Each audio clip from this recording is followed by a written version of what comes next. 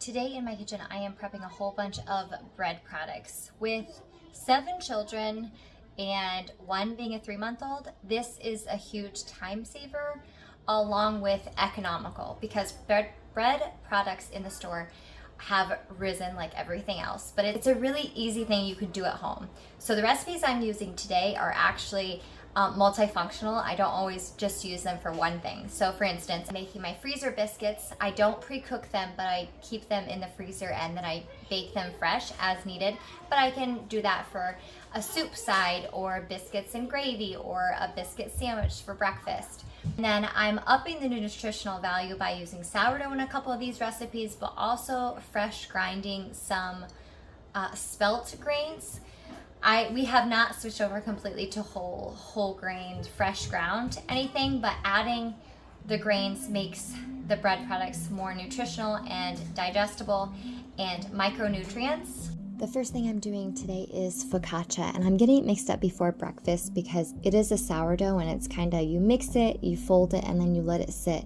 But it takes about 8 to 10 stretch and fold, as you see I'm doing here, and then I just let it sit until it's nice and bubbly. I like making this in the summer because it seems to proof and be ready to go as a sourdough recipe quite quickly, and it freezes beautifully, so I can have it stored in the freezer and bring it out. I kind of like to make sandwiches with it or a side to a soup or kind of anything. It's a great side. I drizzle a really good amount of olive oil on the bottom before I put the dough on and on top. It's easy to just stretch out with a little olive oil on my hands, and then I dimple it, and then I'll cover it with my other sheet pan. And this isn't a traditional cookie sheet. This is, I don't know if it's called a half sheet, but it's much larger. And then I'll just cover it, wait till it's a little bubbly, and then bake it. Naan bread is up next, and it's something I just found this year, but I've found that we've used it in a lot of different ways, especially gyros, and it's pretty easy too. It's just yeast, sugar, milk, egg, salt, some melted butter, and some flour.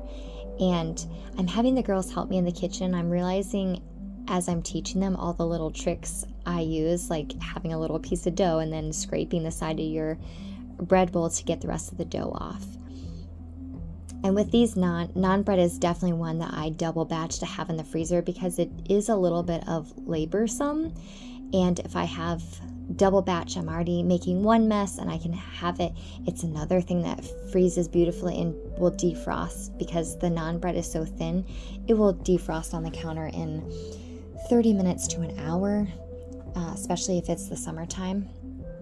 And here I'm dividing all the balls, and then my girls are going to help me roll out and start cooking them in the cast iron. Roll it out, I don't just roll it out, I kind of stretch it out a little bit to help keep the form, because if you roll it out and let it sit there too long, it kind of starts to shrink up on you. So I'll kind of pull on it before I also lay it in the pan. But it's really quick. Once the pan is hot, you can flip through these pretty quickly. The first side takes the longest, and the second is just maybe 30 seconds to a minute. I stack it up on a cooling rack and then just keep going until they're all done. Next up I have is fresh ground. I mentioned we use spelt grains, so I will grind a bunch. The flour can break down pretty fast and go rancid. And then whatever I don't use today, I will just put in the fridge and I'll use it throughout the week.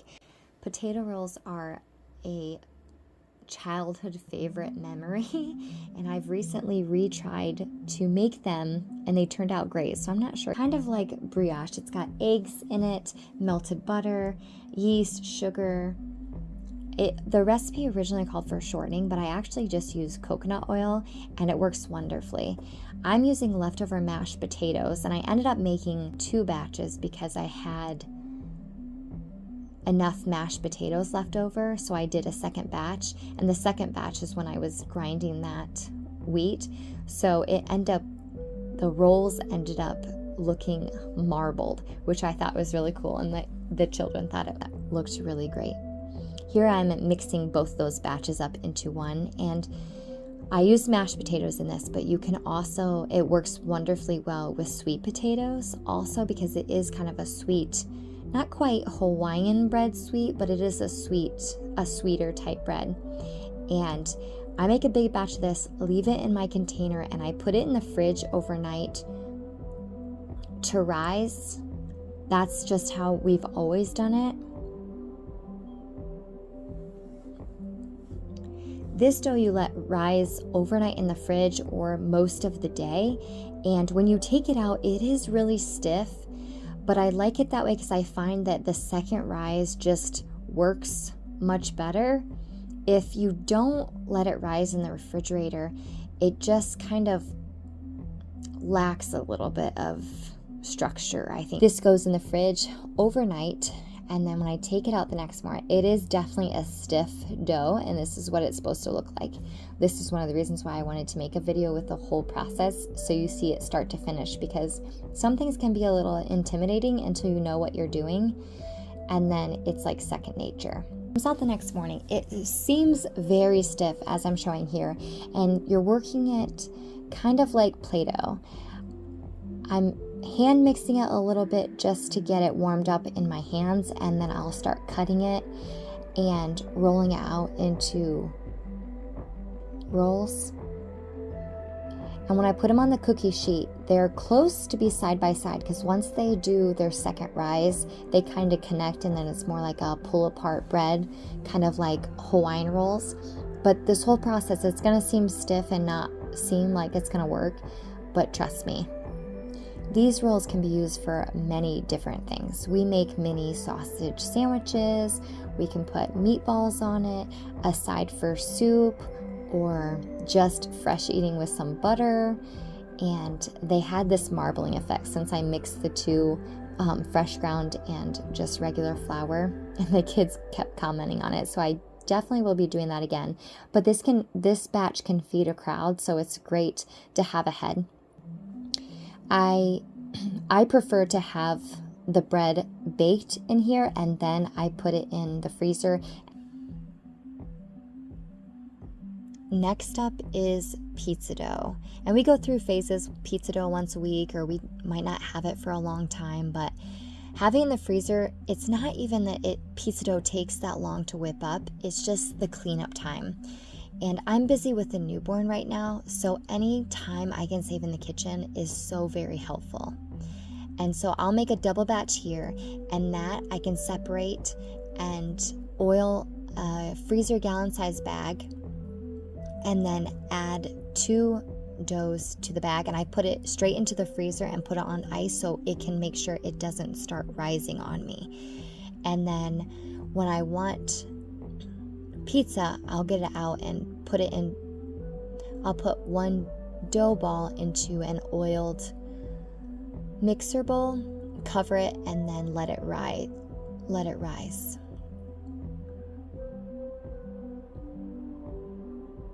And you always want to label your bags. So many things can look the same when they go into the freezer, so labeling.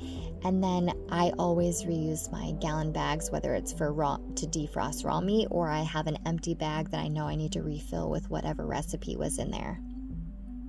So that's what I'm doing.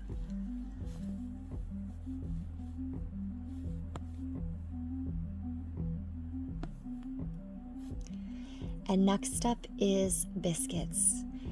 And this is probably my family's favorite thing I make, probably, and the thing that they would miss and request often.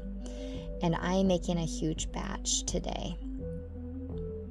I'm showing this because I know I've seen a lot of people complain.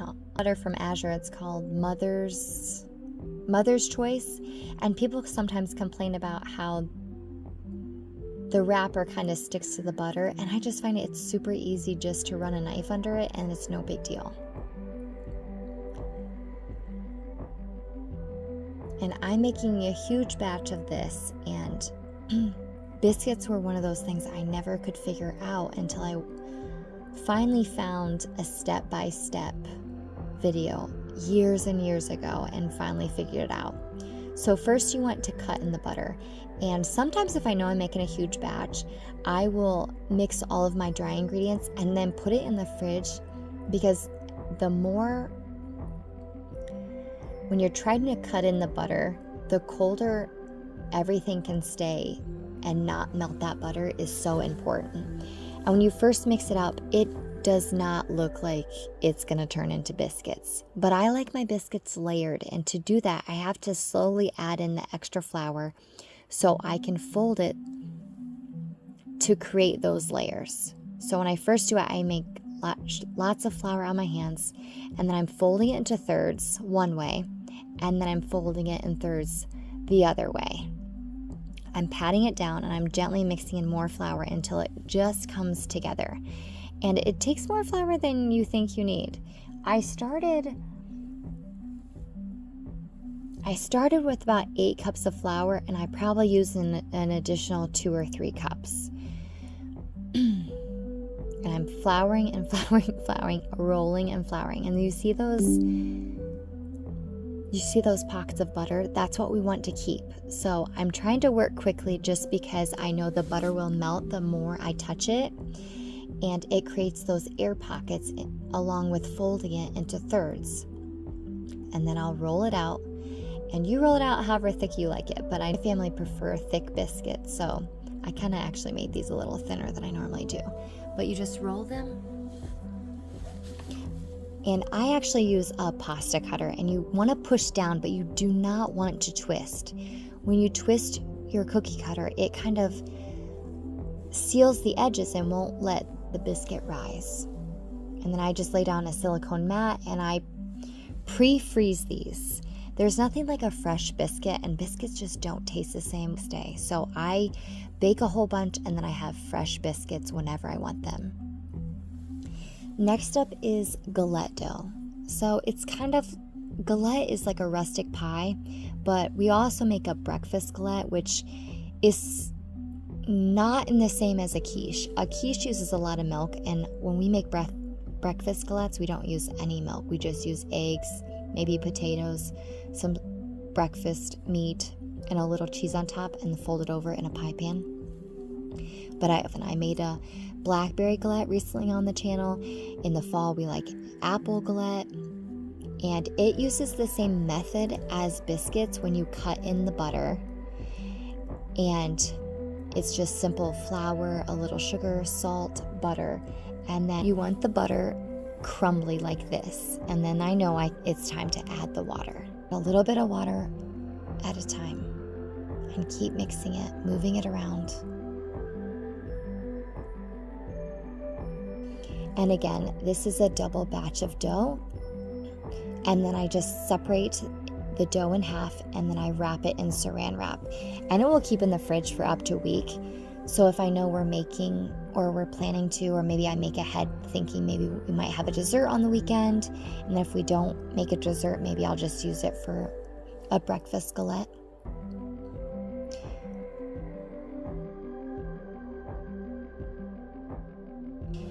Thank you for joining me today as I work in my kitchen making bread products for my family. I hope you learned something, and if you have a recipe to share, I'd love for you to share it in the comments. I will also link to these recipe cards, and I tried to do this slow enough so you can screenshot what you wanted, and I hope to see you in the next one.